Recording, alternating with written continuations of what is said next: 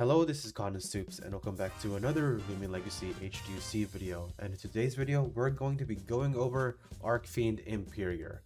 Archfiend-Imperior has a very strong presence in the metagame. It even got an emergency nerf a few days after it released, which is very funny to me. But despite the nerf, it's still a very strong Lumion, and honestly is kind of like Potential Man.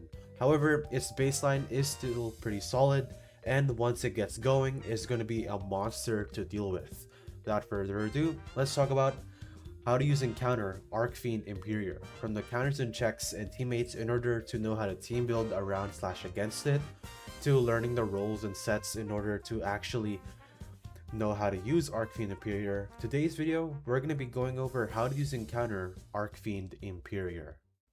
So to know the role that Archfiend will be able to play, we must look at its base stats, defensive typing, offensive typing, and its abilities. For the most part, the best thing you can take away from Archfiend-Imperior is that it's a very strong offensive Lumion that really can't swap in. We can see this from its melee and rage attack of 133 and 140 respectively, which I don't need to say this, it's one of the most strongest attack combinations in the game. And once it gets future moves, and with its current moveset, Archfiend-Imperior will be able to adapt to most of its matchups in the metagame, ensuring that unless it gets a base stat reduction or more move removals like Rogue Assault, it's going to be able to be staying relevant. And its energy of 91 is no slouch either, as it gets its energy above the benchmark of 250, which is pretty good for many Lumions.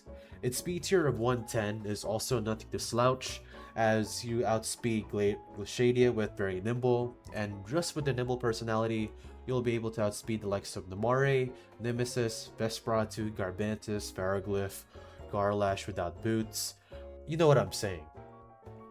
And then, touching upon its defensive base stats, as I've implied, it cannot swap in at all. I will be going over this a little bit, but even with its useful resistances of Dark Spirit and Mind, you still don't want to take hits at all, because resistance hits won't really help too much when your defenses are that low. But the best thing that I would really try and keep in mind is to keep Archfiend alive for one hit, because then you'll be able to set up once and then you'll be able to sweep or potentially break a wall.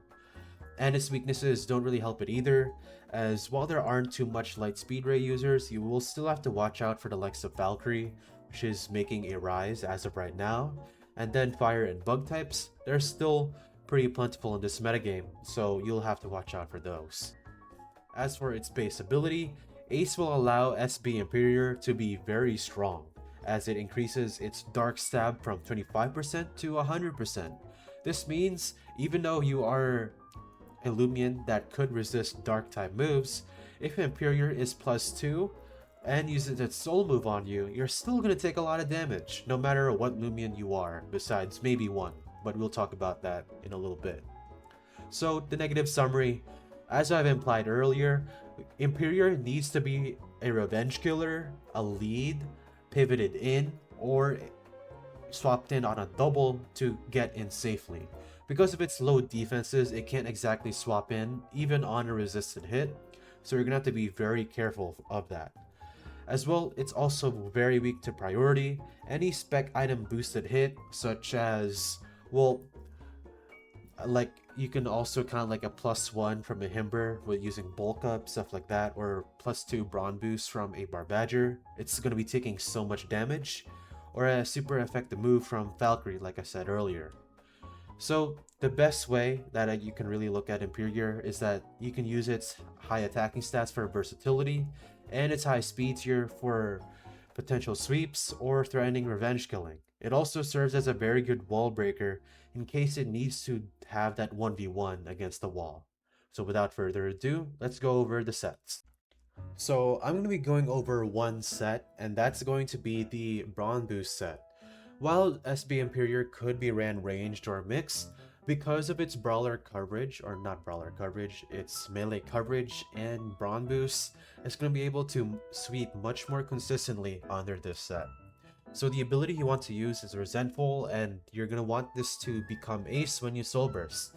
Now, You could run any other ability simply because you are going to be staying in your Soul Burst form most of the time, but Resentful is good in a situation where you need to get something in for free and Imperior just so happens to be a Lumion you don't need and you need to sack it. Something like that. You could also use Handy in a very niche situation where you can use Deja Vu to catch Lumions faster than you from setting up, and then you can start setting up in your Soul Burst form, stuff like that. However, Resentful, in my opinion, is much more easier to get and it's much more consistent, so I'd use that. As of right now, the personality you want to use is Tender, Clumsy, Very Nimble. Tender is the defense you want to drop, so Protogun can get a range attack boost. Plus, most of the hits you're fearing is mostly from the range side, so you might as well drop the stat that you don't need to be bulky in. As well as the Clumsy personality, you're not using any range attacks. If this were to be a mix set, you'd obviously run Tender and Foolish, make sure you're not dropping any of your attacking stats, and then you want to run Very Nimble. I touched upon this earlier, but you're able to outspeed Nimble Glaciadia and some boots users in the base 80 speed tier range, which is very useful for Archfiend-Imperior.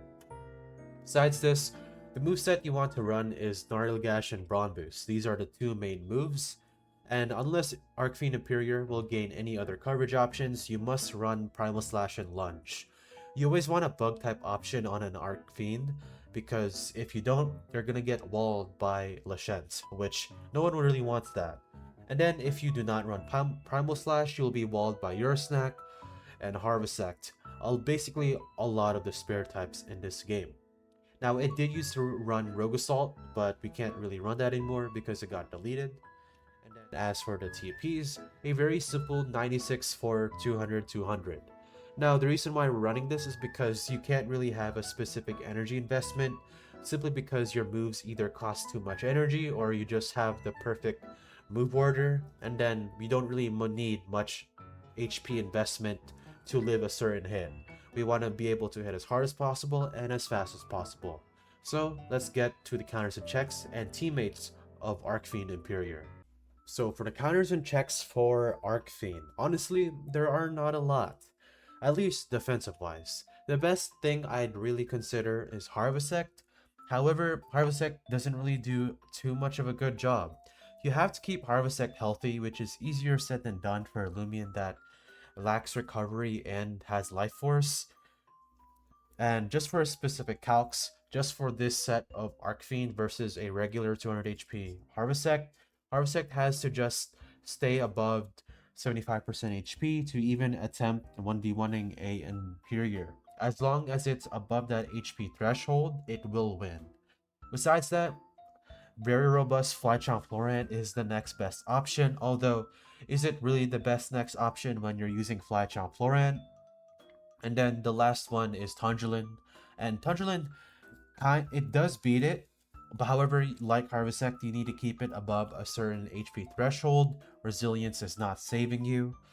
But the main way that people will start to deal with Archfiend-Imperior is by combining offensive threats that outspeed it or can go first in a battle.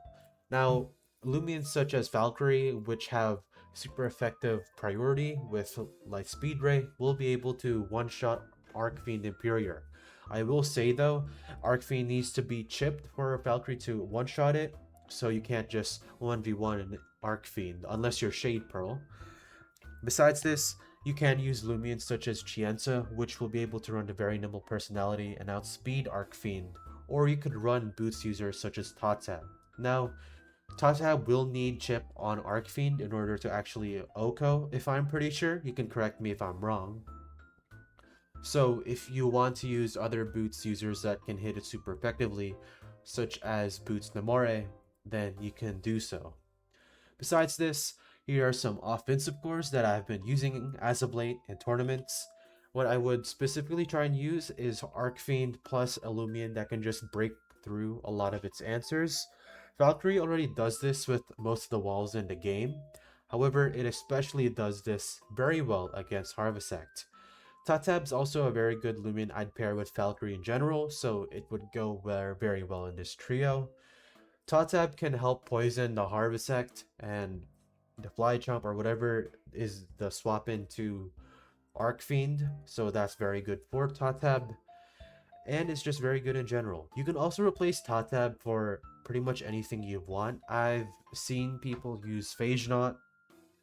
I've seen people use Venusaur, which pairs much more better with Valkyrie because Valkyrie doesn't want plant types. Venusaur can take care of those.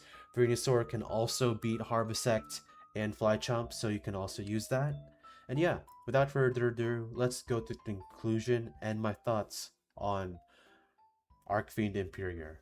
Alright, first HTUC back from my retirement. Anyways, I think Archfiend is a very strong Lumion in this metagame. Now, people are pretty hesitant to call this one of the best Lumions simply because it's hard to use. Now, I do see where they're coming from. After all, a Lumion this frail, of course, it can be that good. And there's just a lot of glaring weaknesses, and it's very skill capped in my opinion. However, I still think Archfiend has a case to make itself one of the best Lumions in the entire game. Now, I will be doing more HTUCs. Now, it's weirdly enough that it took me more time to do the analog core video than this one, because this one's way longer than that and arguably has more editing to this.